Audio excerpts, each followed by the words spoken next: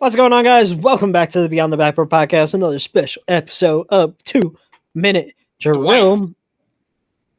Oh, I thought it was 2 Minute Dwight. Continue.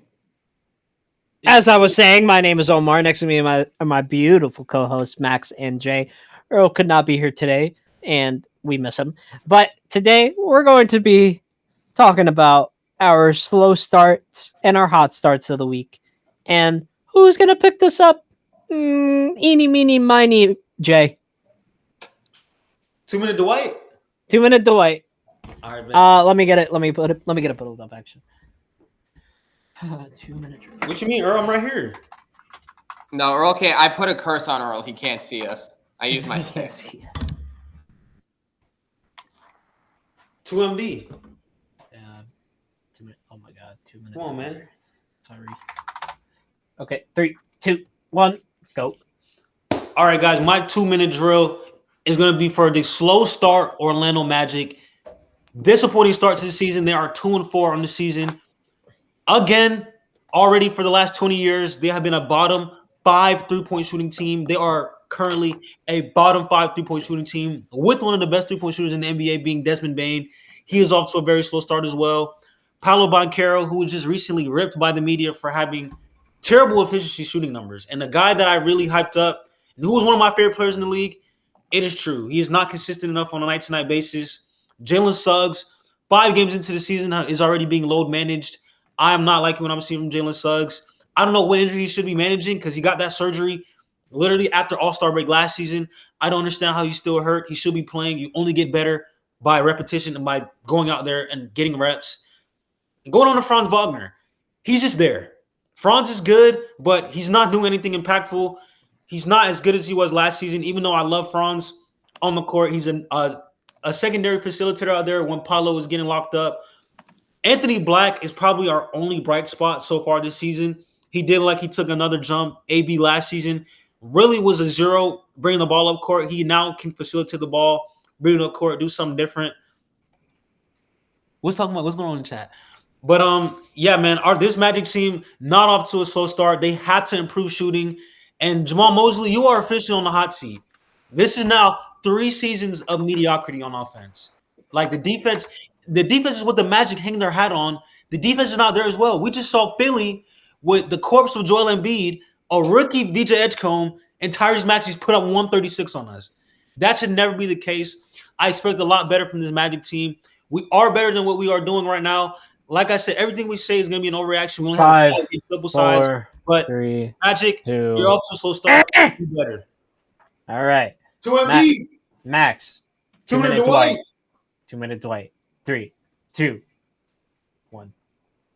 All right, so I'm going to switch it up a little bit from Jay. I'm going to go with a hot start team. I'm taking the Milwaukee Bucks. And I'll be the first to say that I bashed the Milwaukee Bucks very hard this offseason. I said that people were not realizing how bad they were going to be and how bad their roster is.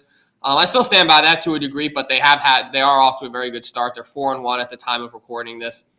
Giannis looks somehow even better than he has been the last couple of years. Like, he's not really doing anything different. They're just winning now, and I think his stats are now slightly better. Like, instead of averaging 30, he's averaging like 33 or 34. He looks unstoppable. He looks still in the shape of his life, even as he's entering. I believe he's 30 now. Even as he's entering kind of his early 30s, like the tail end of his prime, he still looks as physically imposing and dominant as ever. I think he's still the best player in basketball in the open court once he gets ahead of steam. He does, once in a while he'll have a little travel in there, but if the refs don't call it, then fair play. Obviously, the shooting and the free throw shooting is always, the one small gripe you could have with his game. But overall, he looks just as complete now as he has ever have been. Rebounding the ball, assisting the ball. His teammates have been hitting shots so far this year. Ryan Rollins had a really good game a couple nights ago. They've got AJ Green. They've got Taurean Prince. Miles Turner has been solid. I don't think anyone expected him to come in and turn heads. He's been solid. I will say Kuzma, I think, has been a little bit disappointing this year. They've been using him off the bench. I think he's coming off an injury as well, so he hasn't really quite found his rhythm yet. I'm not really sure what to expect from Kuzma going forward. I think if he can be like a consistent starting force, like break into that starting lineup and be a good secondary scoring option for Giannis, that'll bode really well for them. But right now, he's still kind of working his way into the flow of things. I can't say that Doc Rivers has been phenomenal as a coach this year, but he's getting them wins. He's getting, he's letting Giannis do Giannis things. He's honestly the best thing he probably can do. And as much as I don't think the Bucks will really keep this up, I don't see them being a top 3 or 4 team in the East unless they make major moves. I can respect the fact that they've been playing good basketball so far. I don't think the 4-1 is necessarily a 2-1. They'll probably be better than I thought, but not that good. Yeah. Cook, Max, cook. Yeah, Max, cook. even and before I go into my 2 minutes, I have to say the one thing that nobody really anticipated was Ryan Rollins kind of going off. But I'll digress into my next 2 minutes. So my 2 minutes starting. Look, I know people are gonna be like, "Oh, why are you talking about them? Why are you gonna talk about them?" But I have to talk about them. The Knicks. The Knicks are off to a considerably slow start. The way that people were talking about the Knicks made it seem like we're gonna start off 4-0. I understand people want to talk about how certain people are not there, certain players are not there. It shouldn't matter. It shouldn't matter. We're at a spot where our offense is the only thing that we have. Like, I understand our defense kind of took a toll off when Tom Thibodeau was going to leave. I understand that's kind of like the natural progression of things, but it's still really prevalent. Like, that 3-point defense is almost nowhere to be seen.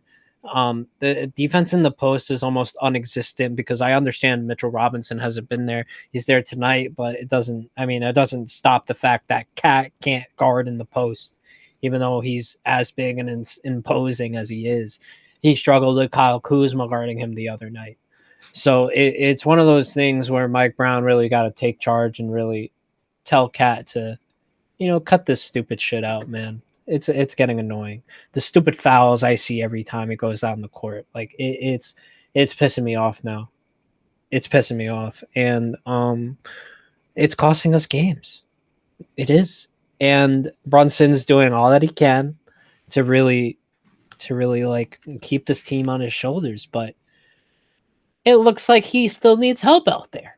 And he has Mikal Bridges. He has OG Anunoby, which, by the way, he misses wide open threes. Why are you missing wide open threes? We pay you $212 million. Make an open shot. And then Cat couldn't find his rhythm. He doesn't know his place in the offense. I don't know. I'm gonna digress my time here just so we can kind of continue. But man, the Knicks are a big question mark. In their defense is an even bigger question mark. I will say I'm not as negative about the Knicks as Omar is, even as a Knicks fan. 2-2 is fine. I think there was always going to be growing pains. I think with the injuries, it's not a good look to be dropping games, but I think it's a long season. I don't think the Knicks really care too much about how good they are right now. They know they're going to win enough games to make the playoffs comfortably. I think they're more concerned with just about taking things slowly, trying to get better over time. So I'm not super worried. Me and Omar talked before the pod. I told him I'm not worried about the Knicks at all. I think the Knicks are going to be really good. They're going to be the number 1 seed this season, in the East at least. Like, the Knicks are really good. Like, once the offense gets rolling and Mitch Robinson gets reps and he gets acclimated into this team, the Knicks ain't going to be losing a lot of games. The East looks bad. Like, Philly could put up a fight. Other teams could probably put up a fight, but I like the Knicks over a lot of teams. The Cavs, who knows what we're going to see when Garland comes back. It's only been 5 games, or 4 games. We don't got a big sample size. Earl's in the chat trolling, talking about 8 seed coming. But I think Knicks are going to be okay. Mike Brown, he's never been a defensive coach, so I never expected defense to be good. True. I think Mike Brown is a defensive coach. To some degree. It was never like his specialty, but he always had something. Offensive coach, Mike Brown. We saw that Kings team; they were the worst defense in the league. When he was on Golden State, he was their offensive coordinator. Assistant. Yeah, exactly. He's basically offensive coordinator. But I think that this offense will be great. That is the only thing that killed the Knicks last year. The offense in the playoffs got so stagnant. It was pick and roll at the top of the key with Cat and Brunson. That got boxed up. They're going to have a lot more coming. I want to see more plays from Mikal Bridges and Deuce McBride and OG Anunoby. Give Brunson and Cat off the ball a little bit more. I said this to you, Jay. I want this exact thing to happen because, and this is giving me a headache. I have to take it off. The one thing I have to say is, look, our wing depth is a really interesting thing because I like to say our wing depth and our wing defense is kind of lacking at the start of this season. So when I start to look at everything going on and I start to see the amount of time and the amount of people that are defending, like, I want to see a switch in the starting lineup. I want to see a permanent switch in the starting lineup. I want to see Mikhail off the bench. I want to see Mikhail off the bench, and I want to see Deuce in the starting lineup. And I want to see how that works. I want to see how Mikhail Bridges looks either backing up Miles McBride or OG Anunoby. I want to see how that works in terms of where he lies in the second unit. I want to see where Miles McBride lies in the starting unit. And I want to see improvement, because the only person that has been improving this season has been Miles McBride. And what the fuck are you two doing right now? We're playing with stakes. Max is touching tips. I don't know what he's doing. What? What? Yeah, that was on purpose. I've got six. I said it. You're touching tips. So about Desmond Bane. Honestly, we'll end it off, Jay. I know you talked about how concerned you are with your Magic. I think the key is Bane. I don't think he'll be this bad the whole year, because he has been, like, I'll be honest, pretty darn bad. I don't think he'll be this bad the rest of the year. I don't think he's that bad of a player. Desmond Payne. I think once Desmond Payne becomes Desmond Gain, I think the Magic will at least be decent. But goodness, if he's not giving you 3-point shooting, then I really don't know who will. Shout out Earl, man. Thanks for reminding us. We're right back 2 minutes. Shout out Earl, and shout out everyone for watching this episode of 2 Minute Drill. We are the BTB show. I'm Happy Max. Halloween. That's Jay. That's Omar. Comment down below a team that you think has been off to a slow start this year, or a team you want to highlight for being off to a hot start. We'll be going through those comments as always. Appreciate everyone for watching. Check us out on YouTube, on Spotify, on TikTok. We've been posting a lot over there. Have a good day, everybody. We'll see you on the next week episode of 2 Minute Drill.